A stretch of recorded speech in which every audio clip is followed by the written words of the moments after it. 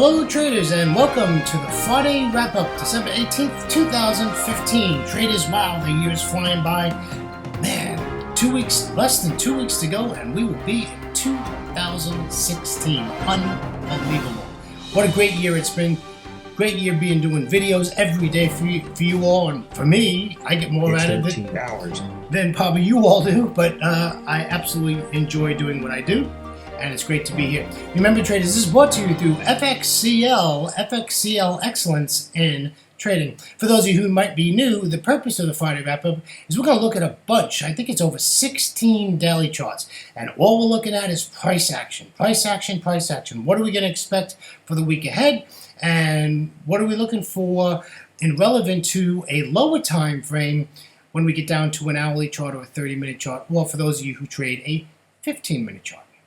So that's what that's all about. Before we get started, if you would, please let me introduce myself. My name is William Gilday. I'm your moderator for the Friday Wrap-Up. And always remember that we have the market opening preview every single trading day before the London Open. Traders, I started trading in the year of 2006. In 2008, I retired from a wonderful 27-year career as a firefighter paramedic out of the great state of Florida in the United States. And I came to Thailand 9 days later for a 3-month holiday. Well, traders, I'm in my 8th year, and I'm still living in Thailand. Absolutely loving living in Asia. And the time zone, if you want to trade Forex, is absolutely awesome because I can basically trade all 3 sessions and still only then it's up to midnight time. That's about it for me. I need my 6. I need 6 sets. 6 is I'm good. The next morning fresh, ready to do it. All right, so I don't trade fundamentals. In other words, I don't trade the numbers when fundamentals come out. I trade the results of the fundamentals, and usually if I take a trade due to news, it's usually like a half hour to 40 minutes later I'll enter a trade, providing everything lines up. The sidecars line up, right? Means, you know, we're in the trend, we're in the right direction. I've got other time frame conferring with what I think should be going on. And right, we always want probabilities on our side of the line to make sure that we are going to be winners in that trade. The other thing is I'm a technician, though. I'm really a technician. I love trading charts. I love reading charts. I love candlestick patterns, support, resistance, price action, price structure. I love all stuff. Depending on what instrument I trade, I do trade a different instrument in New York, and I do use harmonics, and I also use Ichimoku. So it just depends on what I'm trading and what I'm doing, depends on what's on my charts at that time. But I do use those 2 other indicators. And traders, that is about it, except for pivots. Sometimes I do use pivots on my intraday Forex charts, and that's how I trade. All right, let's get the legal stuff out of the way. Keep everybody happy. Forex trading has a large potential rewards, but also a large potential of risk. You must be aware of the risks, be willing to accept them in order to invest in the Forex markets. Traders, most importantly, please do not trade with money you cannot afford to lose. Traders, always remember that past performance of any trading system or methodology is not necessarily indicative of future results. Hey, let's get over to commentary. Traders, before I get started, I just want to wish everybody a happy holiday season. I know most traders are probably finished, probably Monday or Tuesday for the next 2 weeks, as all weeks are shortened.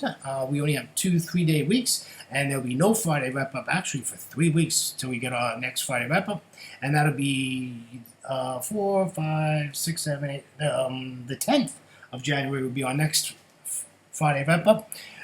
It's the 9th for you all, but being I'm in Thailand, it's the 10th because I'm 12 hours ahead of Wall Street. All right, so just a really quick look at what happened in the indices. I really don't have time to go over every single number, but I will tell you that the Dow, the S&P, the NASDAQ, and the small cap 2000 were all in the red at the close on Friday. That is not to be expected, folks. That's like nothing that's like, you know, we should be surprised that we're seeing red numbers here. Also, if you look at the Eurozone, the DAX, the FTSE 100, the CAC 40, the Eurostock 50, all in the red on Friday's close. If we head on over to Asia, take a look at the close on Asia, a little bit mixed.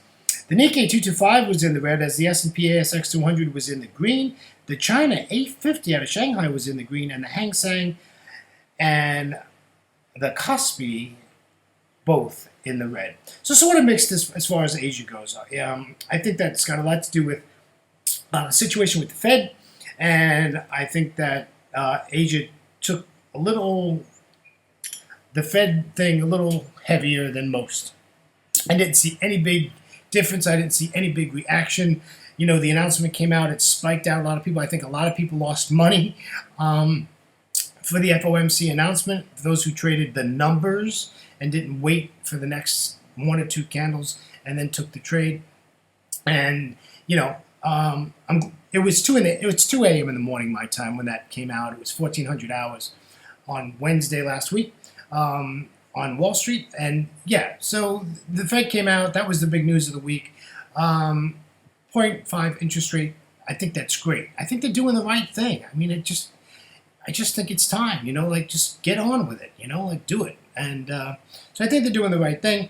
I don't believe these guys. Now you got to really like put earplugs in and don't listen to these people on the. Let me put it to you this way: the financial television shows, radio shows, websites. Don't be listening to these gurus who think they know what they're talking about. They're all talking a bunch of junk because they don't know what they're talking about. Keep hearing this guy talk about gold, buy gold, buy gold, buy gold. Gold is sinking, right? I looked at gold before I started this. It's a 1282. It's a 1082. 1082. $1,082 an ounce for gold. Please don't be telling me to be buying gold. It's not ready. Trust me, it's not ready to buy gold. This guy's been saying to buy gold since it was at 1,300, 1,400. It pretty cracks me up. Anyhow, yeah, don't be listening to all that stuff. Trade what's in front of you. Pay attention to fundamentals, and just be alert. The most important thing is I wish you all a very, very happy holiday season. Please be safe. I know you hear it all the time. Please don't drink and drive. Don't do any extracurricular activities that can get you in trouble, and have a great holiday and a great rest. However, do not keep your finger off the pulse for 2 weeks. You can't go and stop looking at your charts for 2 weeks, folks. You got to come back. And the days that the markets are open, those Monday, Tuesday, Wednesday of both weeks, you know, just come in and take a peek at the charts and look at fundamentals and keep an eye on what's going on. Doesn't mean you have to trade. It could be 20 minutes, but keep your finger on the pulse on what's going on, okay? It's so important. You can't expect to go away for 2 weeks and come back on Monday, January 4th and go, okay, ready to trade, let's go. No. You know, you have to stay with it. You got to stay with it, right? Okay? All right, let's get to it, charts. We got a lot to do. All right, here's our good old euro dollar, and I know you're gonna say it, but I just remembered I have another euro dollar chart in here. Okay, euro dollar has not done nothing. We've been fighting. Remember, these are daily candles, daily candles. We're looking at daily charts, right? So look at this. We've been fighting this thing. It can't break this 200 exponential moving average. Anybody comes to you and says the euro dollar is bullish is crazy. It is not bullish. It's bearish. Now, of course, I admit when I'm taking a slide of my chart. But if this chart was the full screen, you can see this is bearish. It's not the time to be buying the euro, my friends. Okay, we had the big 180 pip move to the upside with Draghi's speech, which nobody expected then. And trust me, a lot of people were in trade the next day because they were margin called because everybody thought it was going to be dollar strength. And what happened? It did absolutely the reverse. Okay? So the market does what the market does. We just need to adjust to what the market does. What is this chart telling us? This chart is telling us it has not taken out any significant highs. It can't get past the 200 exponential moving average. We're short in the euro dollar. Okay, let's head over to what's reverse of the euro dollar, and that is the dollar Swiss. Now, surprisingly, the dollar Swiss is bearish on this leg, right? Now, we're in a flag pattern, right? We're in a reverse flag pattern here, or however you want to call it. It's a flag pattern. However, this is bullish, right? This chart is bullish, right? Where are we at here? If you fib this, we're probably at the 50% Fibonacci level, somewhere in there at the close of Friday. We are bullish here, folks. It did nothing pretty much for the last 2 weeks, and that is because of the Swissy. Now, the Swissy had data come out last week, right? rate statement. A couple of things came out that weren't so hot, and that's why you're seeing a bunch of these candles that are indecision candles, dojis, and indecision candles. So just keep an eye on that. But as a whole, the dollar Swissy is bearish, right? You do not want to be buying the Swissy. You want to be buying anything but the Swissy, right? All right, let's take a look at the pound dollar. The pound dollar is bearish. This is a great, great chart. I mean, this is like if you had a new person sitting next to you, and I hope you do, find somebody to sit next to you sometime and teach them Forex. I don't care if you've been doing Forex 2 months. Teach them something about Forex, and you will get so much out of it. Trust me. I started moderating in a live trading room. Actually, I start my 7th year in April. And I'm telling you, if you show somebody how to trade Forex on whatever you know, it improves your trading 100%. It's really an honor, first of all, to be asked to be a moderator. But if you teach somebody, it's just improves your trading. But if you look at this spatially, this is absolutely bearish. No questions about it. The pound dollar is bearish. Now, you go to lower time frames, like all these pairs and all these charts, you're going to see, I bet on Friday, if you looked at a pound dollar chart, it probably looks bullish, right? And maybe you had some red candles at the end of the day, closed as an indecision candle. Pretty much a doji. That's a doji, right? So, yeah, it's bearish. You know, we just want to sell it. But, you know, we got to be logical, right? We're at support. It's a good chance that we might fib this. So you might want to fib this last 6 candles and see how far your pullback's going to come and, you know, look to get in there. I'll tell you right now, just looking at it real quick, you know, I'm looking at this 5,200 area and I'm saying, 5,200 looks really nice to take this and sell it, right? Nice pullback to 5,200, but it's a ways away, right? But it can continue down and not give you no pullback. That's typical of the pound. All right, let's take a look at your yen. I'm sorry, the dollar yen. Folks, if you don't have a dollar chart or a dollar index chart, please go get one. You get this. There's plenty of charting free on the web that you can go and get the dollar chart. I will tell you one, probably shouldn't, but I am. TradingView.com. Just go in there, put in DXY for the symbol, and you'll have the dollar index chart, and you'll be able to know what the dollar is doing. Okay, and the dollar is hovering at this 98, 95 area, and it's been hovering there for a couple of weeks. It's dropped down to 97, but it's basically staying in the 98s. It's been there for a long time, and that's why we're seeing the sideways price action. The dollar hasn't really gained any strength, but it hasn't lost anything either, right? So it's like, you know, okay, so we had some dollar weakness on Friday. Well, but, you know, one good reason is probably people are closing their books out, right? People are closing out, taking profits, right? People are doing their thing. So it's looking like the dollar is weak. But, you know, the dollar is the dollar, and the dollar is still strong. And you just want to be on the dollar side. Let's take a look at the dollar CAD. Of course, we talk about the CAD. We're just talking about oil, folks. This is all about oil. Oil is at 36 something, I think it was, the last time I checked. And you have to realize, folks, when I do this video, it's on the weekend for me. So Friday, New York close is 4 a.m. in the morning. So I'm doing this on the weekend when I do this video for you guys. So realize I'm, you know, I don't know, I don't remember exactly how the how crude ended. But the last I looked, it was at 36.72 or something like that. This chart is all about, not even the dollar, oil. The more dollar dumps, the more oil, the more the U.S. CAD is going to go up. And that goes for all the CAD pairs. And I will show you that as we move along. Let's take a look at the Aussie dollar, another one of my favorites to trade. Pretty volatile pair to trade, you know, and why? The reason for that is because this is a commodity pair. And this thing just, you know, any commodity comes out from any country or area, usually the Aussie dollar is going to react to it. So it does fluctuate a little, but as a whole and spatially, this pair, my friends, is bearish. The Aussie dollar is bearish. I want to sell this. I want to sell the Aussie, okay? I don't want to be buying the Aussie. All right, I knew it was there. There it is. There's the euro dollar again. We've seen that chart. Okay, here's the Euro Aussie. I love trading this pair. This is such a great pair to trade. Unfortunately, this week it really hasn't produced what I would have liked. I've stopped trading. I stopped trading last week. A week ago Friday, I stopped live trading, and I'll come back to live trading on January 4th. And that's my personal opinion over the years is that, if you're going to trade live now, if you're in positions now and you're like 80 pips and you're locked into profit and everything, that's great. Do not be going into live trades, new trades over the next 2 weeks. The market will kill you, okay? Because you have no idea what it's going to do. Fundamentals are still coming out, folks. Numbers are still going to come out, and the volatility is low. The big money is already on vacation. They're in Martha's Vineyard. They're in the Poconos. They're in the ski resort in Colorado.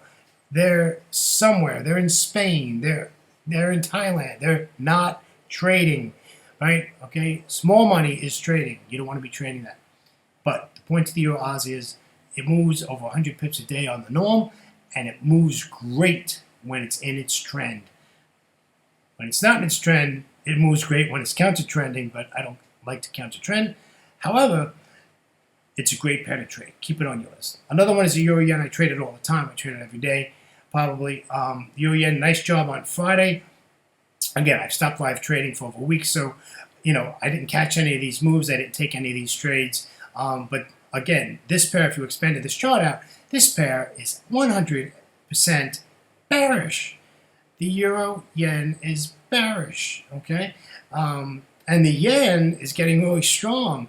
Now, Kuroda spoke Thursday, Kuroda spoke Wednesday, and he spoke on Friday, right? The BOJ press conference on, I think, pretty sure it was Friday, right? So they're talking, and when he starts talking a lot, they're changing something they started in 2002 to a new program, a QE, basically, that's going to start off in 2016, that goes to 2025, I think, or something like that. So they're just moving one program into another program, and it's a little bit to help. They want to increase wages and to help people with the tax increase that they did. So they're doing things to get the stimulus in the country moving again. Okay. All right. Here's a pound Swiss, and this is quite a surprising chart to me, to be honest with you. Now, the situation here is we got week against week. I really didn't realize that the pound was weaker than the Swiss. This sort of surprises me a little bit. And I don't trade this pair at all. And I don't know its personality, but this is, I would, if I was looking at a pound Swiss chart, I would be thinking that the pound would be strong. And here it's showing the pound is very weak. Probably the most important part of this chart is look at the 200 exponential moving average, the green line. It's been touched 3 times in the last week and has not closed below it. Yeah, it's going to be interesting. Keep an eye on that. CAD Yen, pretty interesting. I bought this up, and I usually, again, I just started looking at this as far as trading. I look at 8 currency pairs on my scan screen when I'm trading. So, and I'm cutting it down to 6, believe it or not, because it's just too many charts to look at, right?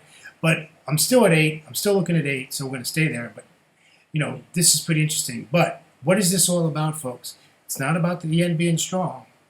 It's about the CAD being very weak. This is a oil situation. If you look up to the top there and you look at how far this thing had gone sideways, that's months of sideways price action, because the CAD yen is just a very neutral pair and it doesn't do very much. It's not a big mover. However, oil has sparked its flame and it's on its way. All right, here is the pound yen. Didn't we just do this? I thought we just, maybe not. Anyhow, yeah, we did just do this one. I got doubles on here. I gotta get rid of these doubles. Aussie New Zealand, pretty cool. The situation with this Aussie New Zealand is interesting. The reason is because the Aussie's bearish and the New Zealand is bearish. and that really surprises me. And in the last week, the New Zealand dollar has been strong, and the Aussie has put a little oomph in its power. And the Aussie's been strong in the last 5 days, trading days. So this is really interesting how this is down. But however, this is now on a daily chart at a significant, coming up to significant support at 0.620, say. And then you're going to be at that 0.600. Ouch, ouch, ouch. We don't want to be trading into that. However, this is a very interesting chart. And if you look at it as a whole, the chart is bearish. If somebody says, well, what is this? Well, if you look at spatial intelligence and you look at this chart and you opened it up, it's bearish, right? And now it's really bearish because it's below the 200 for some time, well, last 8 days. And, what are you going to do into next week? Well, what I'm going to do into next week, well, as you know, is nothing. But any trader that's going to trade this, for surely, is not looking to short this. This is not the place to short the Aussie New Zealand, my friends, okay? This is not the place.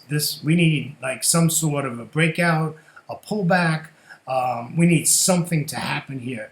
We don't want to be trading into 60. What is that?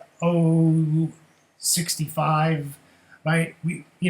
Like where we're at. Like this is like in a bad area, and then you've got at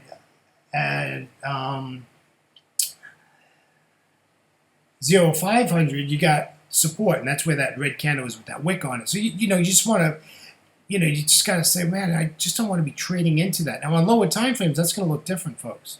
It's going to look different. The other thing that brings up to my attention is I've got 3 days that were totally indecision, all dojis, doji, and doji. A little scary, right? Little scary. All right, let's look at the Aussie CAD. Again, the CAD is extremely weak, and the Aussie has been strong. So that's how that is working out for this pair. And we'll see what happens. It's taken out that high, and Wednesday, Thursday, Friday, it's sideways. So I'm expecting this is not going to do nothing until after January 4th when we come back to full strength. And it's probably just going to linger around up here for another couple of weeks until the holidays are done. And I don't trade this, but I'm looking at it. So especially if we're going to play the oil thing, if you're going to play the oil thing, you might as well play it, right? So we'll just take a look at that. Here's the Aussie yen. We expect this, right? Nice bounce off the 200 exponential moving average, right? The yen is definitely stronger than the Aussie, and Aussie is, in general, is weak. Last week it showed a little guts and had some power, but not much. Take a look at the Euro CAD here. This is pretty interesting, huh? The Euro just took off this week. It had some good data. It had bad data come out, but reacted positively to it. And that's that big blue candle with Draghi's speech. And then you can see what happened after that. And now we're sideways, but we're sideways at resistance, right? This is a resistance line. So we'll see if this is going to just continue back down to the downside. This pair is bearish. If you open this up, this is a very, very bearish pair. This is a New Zealand dollar, one of my favorite pairs to trade. A little bullish this week. Put some engine thrusts in its stuff this week. A little bullish this pair. However, and I would counter trend trade the New Zealand dollar. I like trading the New Zealand dollar. I always call it the currency pair that's on value. It just does what it does. But really interesting. It hasn't touched the 200. And it's basically just been sideways for the last 10 days, if not longer. And I expect it to remain that way. However, if you look at this spatially on a wide open chart, my friends, this is bearish. You want to be selling the New Zealand dollar. Okay? All right. The other nice thing, just one last note on that, is that the New Zealand dollar reacts very good to New Zealand data. So if you want to trade data, not necessarily the numbers, or if you want to trade the numbers, the New Zealand dollar is really nice to trade when data is released. And that's 99.9% of the time in the Asia session. All right. Traders, again, have a great holiday season. We'll see you in 2 weeks. I think that's January the 9th. And we'll see you then. Have a great holiday season. Please be safe. Remember, this is brought to you through FXCL Excellence in Trading. Please come visit us at fxclearing.com for your trading solutions. Traders, have a great holiday season, and we'll see you next year in 2016 for the Friday Roundup. Remember, the market opening preview will continue through the next 2 weeks, so that will continue. Okay, guys, girls, take care. See you later. Bye-bye.